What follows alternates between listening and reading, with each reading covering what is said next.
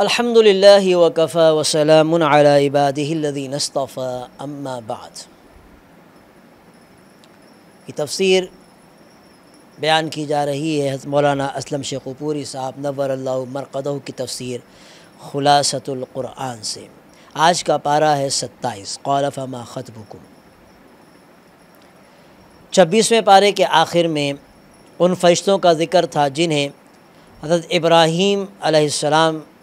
عام مہمان سمجھتے تھے، اور جب آپ پر ان کی حقیقت کھلی اور یہ پتہ چلا کہ یہ فرشتے ہیں تو آپ نے ان سے دریافت فرمایا کہ تم کس مہم پر آئے ہو؟ تو انہوں نے بتایا کہ ہمیں قوم لوط پر پتھروں کی بارش برسانے اور انہیں تباہ کرنے کے لیے بھیجا گیا ہے۔ قوم لوط کے علاوہ سورہ ذاریات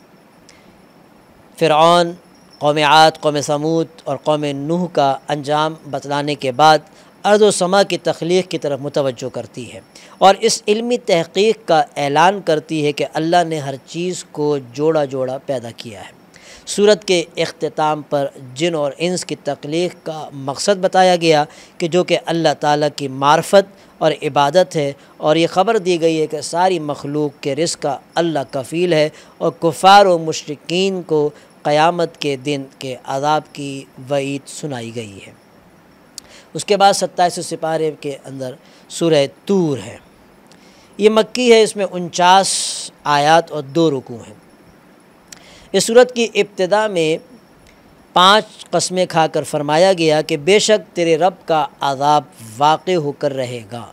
اسے کوئی بھی نہیں ٹال سکتا۔ ان آیات کی تفسیر کے ضمن میں بعض مفسرین دلوں پر قرآن کی شدت تاثیر کے حوالے سے حضرت جبیر بن مطعم رضی اللہ عنہ کا واقعہ لکھا ہے کہ وہ زمانہ کفر میں بدر کے قیدیوں کے سلسلے میں بات چیت کرنے کے لیے مدینہ منورہ آئے، اور جب وہ پہنچے تو رسول اللہ صلی اللہ علیہ وسلم نماز مغرب میں سورہ طور کی تلاوت فرما رہے تھے۔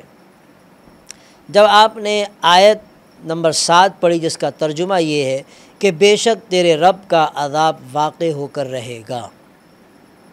تو حضرت جبیر رضی اللہ تعالی عنہ فرماتے ہیں کہ مجھے یوں لگا کہ میرا دل پھٹ جائے گا، چنانچہ میں نے نزول عذاب کے ڈر سے اسلام قبول کر لیا۔ پھر جب آپ نے یہ آیت 35 اور 36 تلاوت فرمائی جس میں اللہ تعالیٰ سوال فرماتے ہیں کہ کیا کسی کے پیدا کیے بغیر ہی پیدا ہو گئے، یا انہوں نے خود ہی اپنے آپ کو پیدا کر لیا، یا انہوں نے آسمانوں اور زمینوں کو پیدا کیا؟ نہیں، بلکہ یہ یقین ہی نہیں رکھتے۔ تو فرماتے ہیں کہ یہ آیت سن کر مجھے خیال ہوا کہ میرا دل اور ہوش و حواس اڑ جائیں گے۔ حضرت عمر رضی اللہ تعالی عنہ کے بارے میں آتا ہے کہ ایک شب مدینہ منورہ کے گلی کوچوں میں طواف کرتے ہوئے ان کا گزر ایک مسلمان کے گھر کے پاس سے ہوا کہ جو نماز میں سورہ طور کی ابتدائی آیات تلاوت کر رہا تھا۔ جب وہ تلاوت کرتے ہوئے اس آیت تک پہنچا کہ ان عذاب ربک لواقع، تو آپ گدھے سے اتر پڑے اور کافی دیر تک ایک دیوار کے ساتھ ٹیک لگا کر بیٹھے رہے۔ پھر 1 مہینے تک آپ گھر ہی میں رہے۔ لوگ آپ کی عیادت کے لیے آتے تھے مگر انہیں آپ کی بیماری کا سبب معلوم نہ تھا۔ تاثیر قرآن کے بے شمار واقعات پیش کیے جا سکتے ہیں مگر تمام واقعات کا جمع کرنا مقصود نہیں۔ اصل مقصد یہ ہے کہ ہم ان واقعات سے سبق حاصل کریں، اور ہم بھی قرآن کی تلاوت اور سماع غور و تدبر سے کریں تاکہ ہمارے دل بھی متاثر ہوں۔ اس کے بعد یہ سورت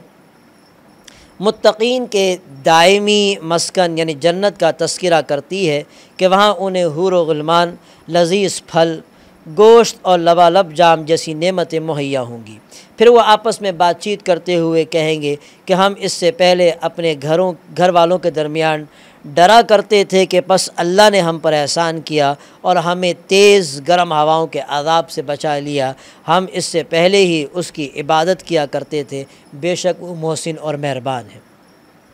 اگلی آیت میں یہ سورت حضور اکرم صلی اللہ علیہ وسلم کی دعوت کے بارے میں مشرکین کے موقف کی وضاحت کرتی ہے کہ وہ آپ کے ساتھ استہزاء کرتے تھے، آپ کو کاہن اور مجنون قرار دیتے تھے، اللہ نے اپنے نبی کو حکم دیا کہ آپ دعوت و تذکیر کا سلسلہ جاری رکھیں،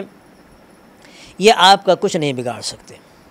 سورت کے اختتام پر مشرکین کے باطل خیالات کی تردید کی گئی ہے، الوہیت اور وحدانیت پر دلائل قائم کیے ہیں، اور ان احمقوں کی مذمت کی گئی ہے کہ جو ملائکہ کو اللہ کی بیٹیاں کہتے ہیں۔ حضور اکرم صلی اللہ علیہ وسلم کو تبلیغ و دعوت میں صبر کرنے اور اللہ کی تسبیح و تحمید کرنے کا حکم دیا گیا ہے، اور یہ خبر دی گئی ہے کہ اللہ آپ کی حفاظت کرے گا اور ظالموں کو دو عذابوں کا سامنا کرنا پڑے گا، ایک دنیا کا عذاب اور دوسرا آخرت کا عذاب۔ سورہ طور کے بعد سورۃ النجم ہے۔ یہ سورہ نجم مکی ہے اور اس میں 62 آیات اور 3 رکوع ہیں۔ اس سورت کے اہم مضامین درج ذیل ہیں۔ اس سورت کی ابتدا میں گرتے ہوئے ستارے کی قسم کھا کر حضرت صلی اللہ علیہ وسلم کی صداقت بیان کی گئی ہے، اور آپ کے معجزہ معراج کا ذکر ہے، جس میں آپ نے اللہ کی قدرت و بادشاہت کے عجائب و غرائب کا مشاہدہ کیا۔ حضرت جبرائیل علیہ السلام کو ان کی اصل صورت میں دیکھا، جنت، دوزخ، بیت معمور اور سدرۃ المنتہا جیسی آیات اور نشانیوں کی زیارت کی۔ سورہ نجم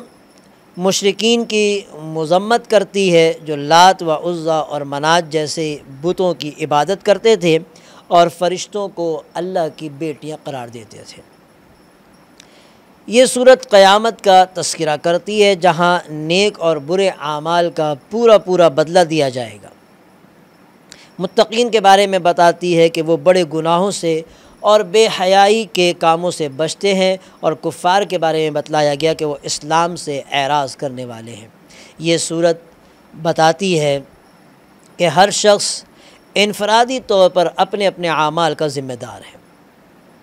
کسی کے گناہوں کا بوجھ دوسرے پر نہیں لادا جائے گا، اور انسان جو اپنی تعریف خود کرتا ہے اسے قبول نہ کیا جائے گا۔ اور یہ سورت کریمہ قدرت و وحدانیت کے بعض دلائل ذکر کرتی ہے، مثلاً یہ کہ اللہ ہی ہنساتا اور وہی رلاتا ہے، وہی مارتا اور وہی زندہ کرتا ہے، اسی نے نر اور مادے کو پیدا کیا، اسی کے ذمے دوبارہ پیدا کرنا ہے، وہی مالدار بناتا ہے اور سرمایہ دیتا ہے، اور اسی نے نافرمان قوموں کو ہلاک کیا۔ اس سورت کے اختتام پر قرآن کے بارے میں مشرکین کا جو رویہ تھا اس کا ذکر کرتے ہوئے فرمایا گیا ہے، پس کیا تم اس کلام سے تعجب کرتے ہو، ہنس رہے ہو اور روتے نہیں ہو، بلکہ تم کھیل رہے ہو، اب اللہ کے سامنے سجدے کرو اور اسی کی عبادت کرو۔ اس سورت کے بعد سورہ قمر ہے۔ سورہ قمر مکی ہے اور اس میں 55 آیات اور 3 رکوع ہیں۔ اس سورت میں وعدے بھی ہیں اور وعیدیں بھی ہیں، مومنوں کے لیے بشارتیں بھی ہیں اور کفار کے لیے ڈراوے بھی ہیں، مواعظ اور عبرتیں بھی ہیں، اور نبوت و رسالت، بعث و نشور، قضاء و قدر جیسے بنیادی عقائد بھی ہیں۔ اس سورت کے جو اہم مضامین ہیں وہ یہ ہیں کہ اول یہ کہ اس سورت کی پہلی آیت میں قرب قیامت اور شق قمر کا ذکر ہے۔ قیامت کے قریب آ جانے کا مطلب یہ ہے کہ نبوت محمدیہ کے بعد کا زمانہ اس زمانے کے مقابلے میں بہت کم ہے جو آپ سے پہلے گزر چکا۔ بخاری و مسلم کی روایت ہے کہ نبی کریم صلی اللہ علیہ وسلم نے انگش شہادت اور درمیان والی انگلی اٹھاتے ہوئے ارشاد فرمایا ہے کہ مجھے اور قیامت کو یوں بھیجا گیا، دونوں انگلی اٹھا کے آپ نے فرمایا۔ اور شق قمر ہمارے آقا صلی اللہ علیہ وسلم کا مشہور معجزہ ہے۔ جب اہل مکہ نے آپ سے معجزے کا مطالبہ کیا تو آپ نے چاند کی طرف اشارہ فرمایا تو اس کے 2 ٹکڑے ہو گئے، لیکن جن کی مقدر میں ہدایت نہ تھی وہ کہاں ماننے والے تھے، اس لیے فرمایا گیا کہ اگر یہ کوئی بھی معجزہ دیکھ لے تو منہ پھیر لیں گے اور کہہ دیں گے کہ یہ پہلے سے چلا آتا ہے اور جادو ہے۔ اللہ نے اپنے نبی کو حکم دیا کہ آپ ان سے اعراض فرمائیں اور اس دن کا انتظار کریں کہ جب یہ قبروں سے اس حال میں کھڑے ہوں گے کہ ان کی آنکھیں جھکی ہوں گی، چہروں پر ذلت کی سیاہی چھائی ہوئی ہوگی، پکارنے والے کی طرف دوڑتے ہوئے جائیں گے اور خود کہیں گے کہ یہ دن تو ہمارے لیے بڑا سخت ثابت ہوا۔ اس کے بعد یہ صورت کفار مکہ کو ڈراتی ہے کہ کہیں تم پر بھی ویسا ہی عذاب نہ آ جائے جیسا عذاب تم سے پہلی اقوام پر آیا،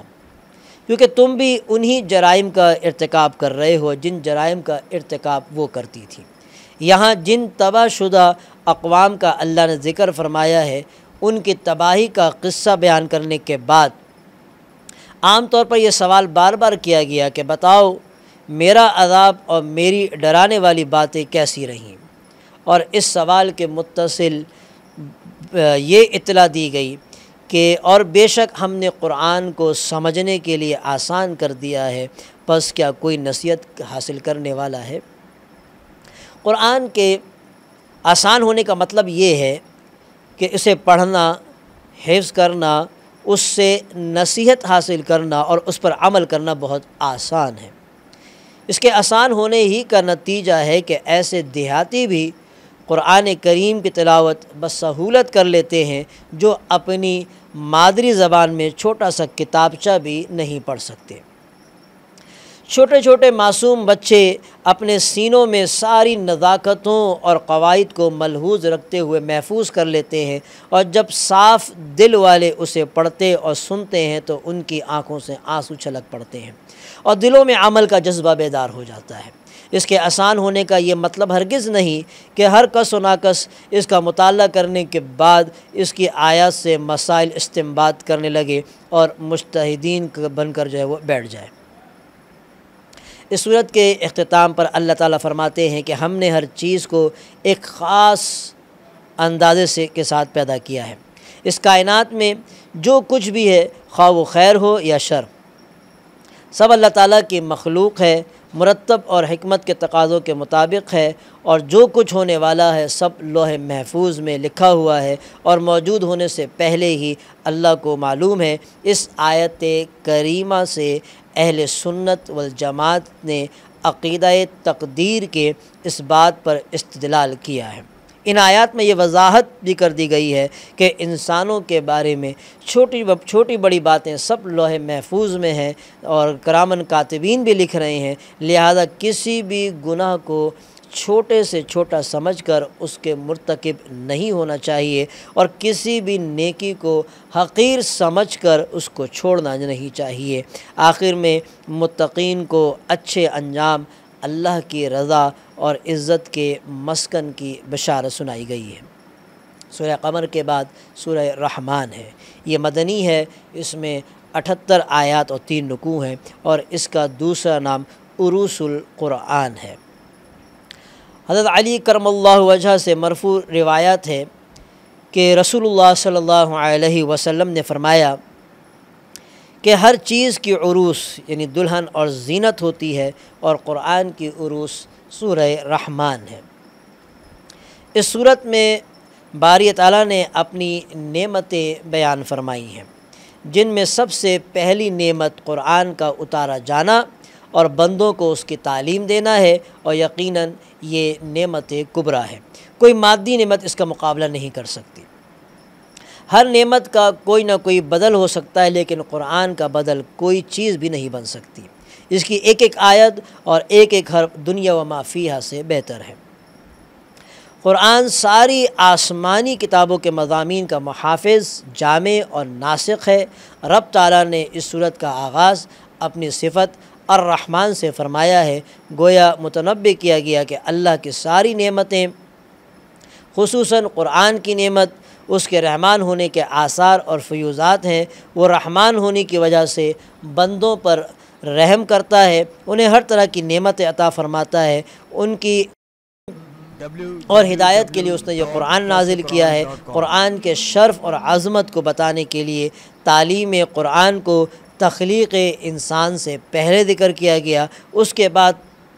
یہ صورت صحیفہ کائنات پر پھیلی ہوئی اللہ کی مختلف نعمتوں کا ذکر کرتی ہے۔ سورج اور چاند جو اللہ کے ٹھہرائے ہوئے حساب سے اپنی اپنی منزلوں پر رواں دواں ہیں، ستارے اور درخت جو اللہ کے سامنے سجدہ ریز ہیں، جس زمین جسے مخلوق کے لیے فرش کی طرح بچھا دیا گیا، مختلف میوے، اناج اور پھل پھول جن سے انسان فائدہ اٹھاتا ہے، میٹھے اور کھارے پانی کے دریا جو اپنی اپنی جگہ جاری ہیں، وہ موتی اور مونگے جو ان دریاؤں سے نکالے جاتے ہیں، اور پہاڑوں جیسی بلندی اور پھیلاؤ رکھنے والے وہ جہاز جو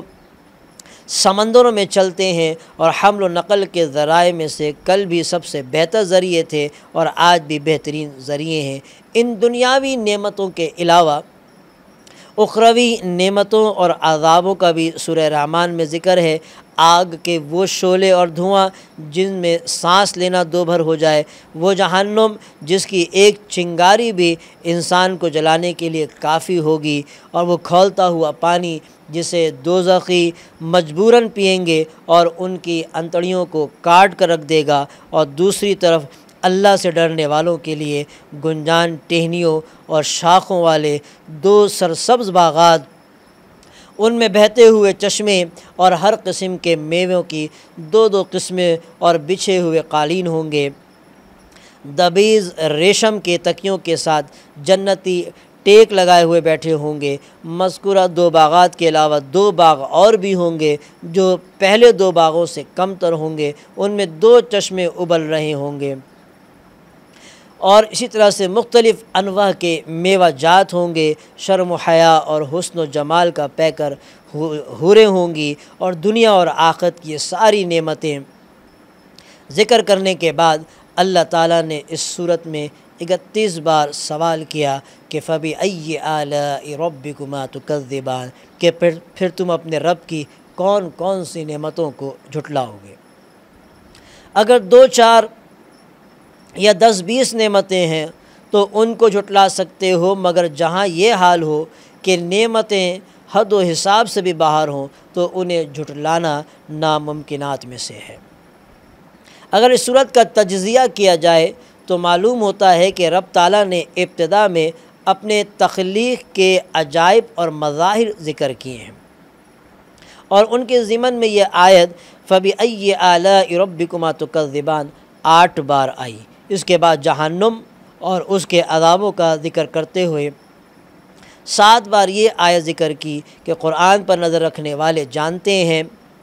کہ جہنم کے دروازے بھی 7 ہیں، اور پھر جنت کے باغات اور اہل جنت کا تذکرہ کرتے ہوئے 8 بار یہ آیت آئی، اور اتفاق سے جنت کے دروازے بھی 8 ہیں، اور آخر میں ایسے باغات کا ذکر ہے کہ جو درجے کے اعتبار سے پہلے باغات سے کم ہیں۔ ان باغات کے ضمن میں بھی یہ آیت 8 بار آئی۔ اس ترتیب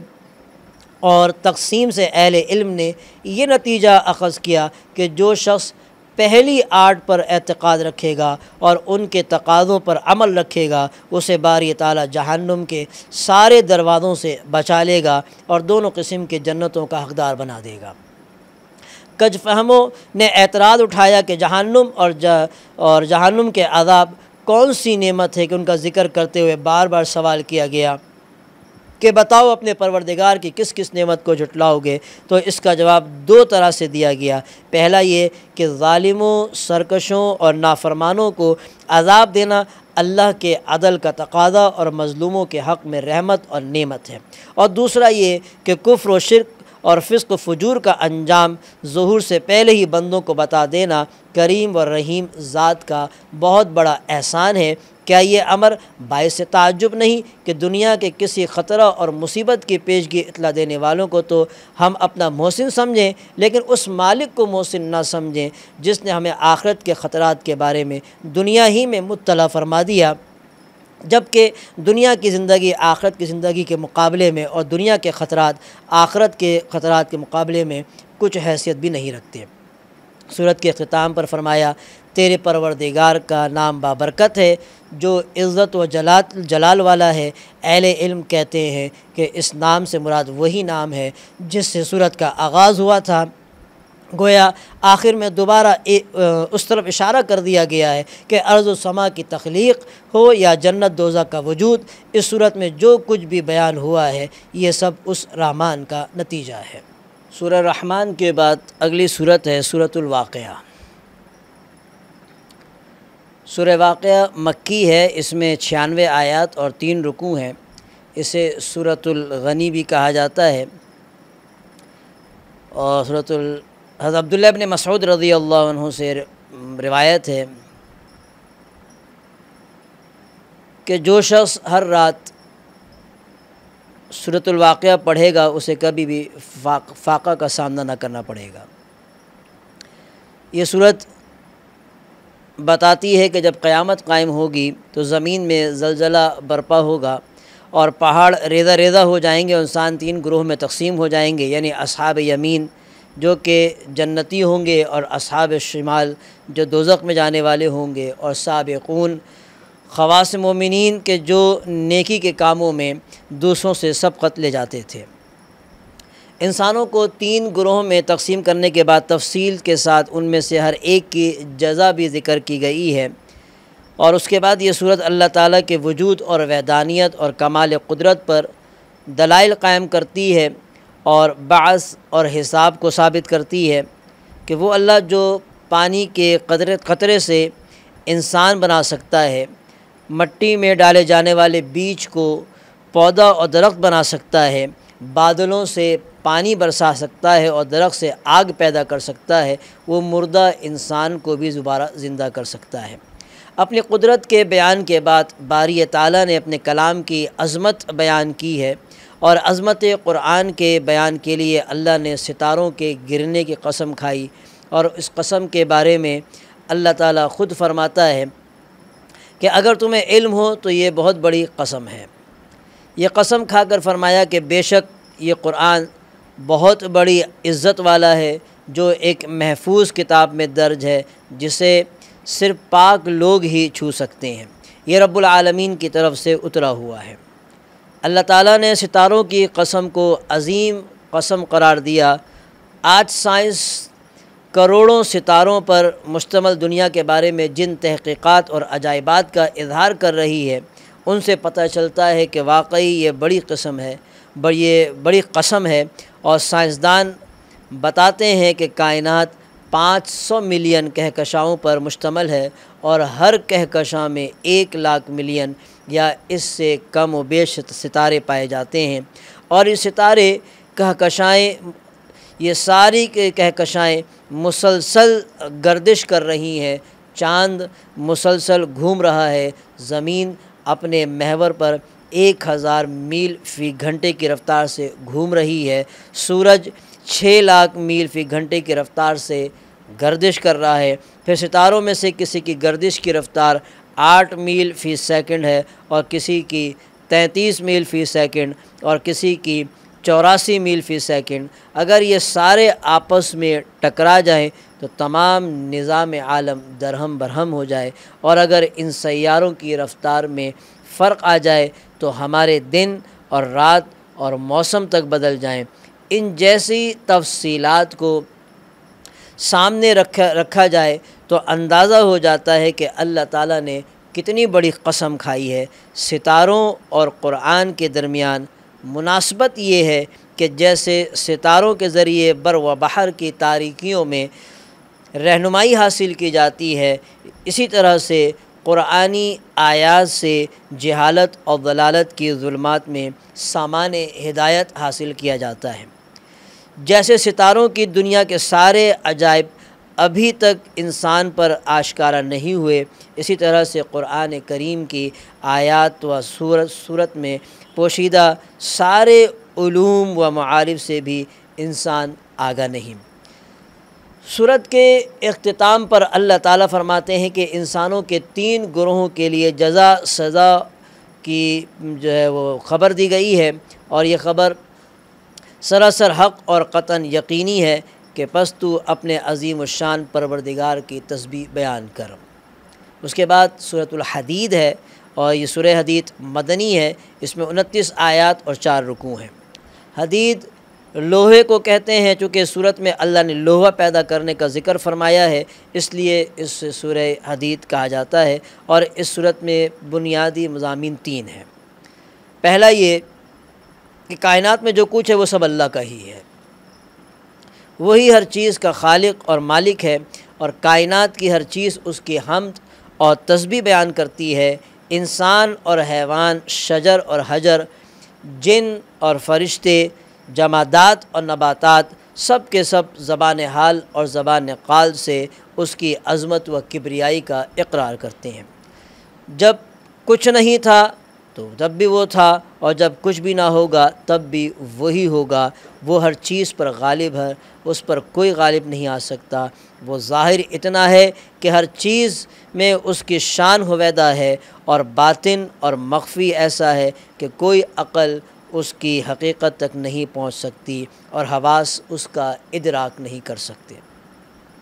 دوسرا مضمون جو اس صورت میں بیان ہوا وہ یہ کہ اللہ اور اس رسول پر ایمان لانے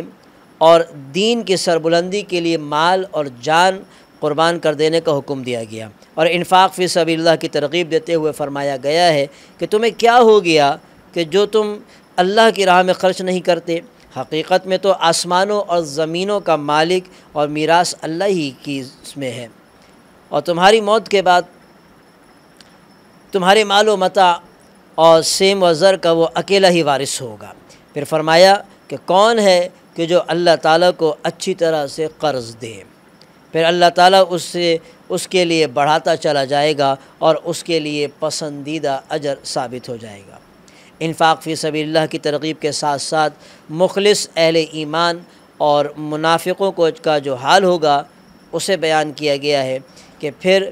ایمان والوں کو جھنجھوڑنے والے انداز میں خبردار کیا گیا ہے کہ وہ منافقوں اور یہود و نصارہ کی طرح دنیا کی زندگی اور اس کے ظاہری کشش سے دھوکہ نہ کھائیں۔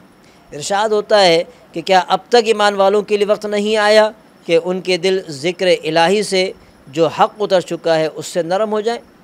اور ان کی طرف نہ ہو جائیں جنہیں ان سے پہلے کتاب دی گئی تھی، کہ ان کی طرح نہ ہو جائیں کہ جنہیں پہلے کتاب دی گئی تھی، پھر جب ان پر ایک زمانہ دراز گزر گیا تو ان کے دل سخت ہو گئے، اور جو ہے ان میں سے بہت سے فاسق ہیں۔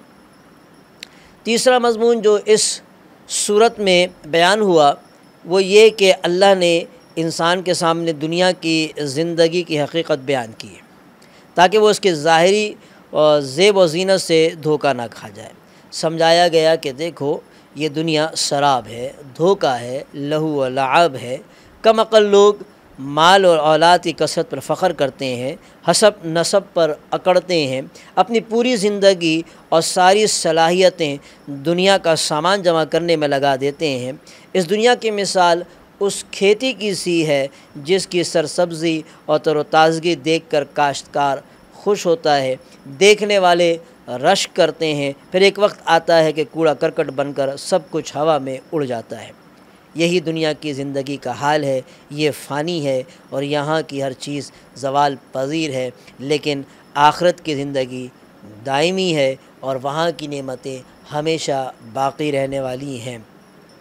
اس لیے مسلمانوں کو حکم دیا جا رہا ہے کہ اللہ کی مغفرت اور جنت کے حصول کے لیے دوڑ لگاؤ، ایک دوسرے سے آگے بڑھنے کی کوشش جو ہے وہ کرو، اور سورت کے اختتام پر اللہ سے ڈرنے والوں اور رسول پر ایمان لانے والوں کے لیے دوہرے اجر اور نور عطا کرنے کا وعدہ ہے کہ جس کی روشنی میں وہ چلے پھریں گے، اور اللہ تعالی ہم سب کو وہ نور عطا فرمائے۔ وآخر دعوانا ان الحمد للہ رب العالمین۔